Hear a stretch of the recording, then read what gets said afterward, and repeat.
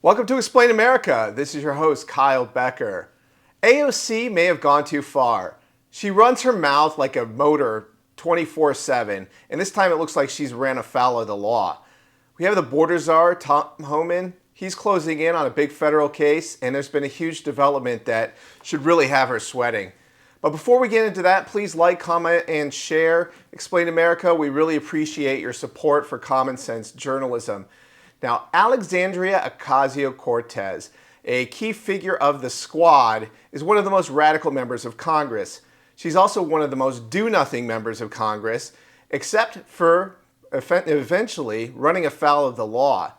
Now, you might have been following this case. She employed an undocumented immigrant.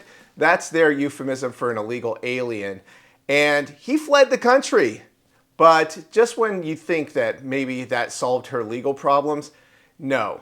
Tom Homan just announced that the federal case will be proceeding against Alexandria Ocasio-Cortez, and she's not going to be able to whine her way out of this. You know, poor Alexandria Ocasio-Cortez, we understand her victim mentality, poor thing. But here's the deal. If you aid and abet illegal aliens like Diego de la Vega did, well, that is an illegal operation. That is against the law.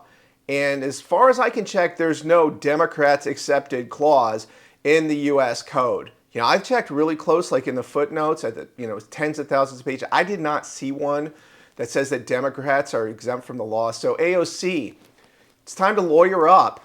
And maybe you might want to stop running your mouth about this and bragging in public about how it's unfair that the law was passed, that you cannot just show up in this country and do whatever you want and take all their public benefits. Because we understand that that's, the left-wing playbook.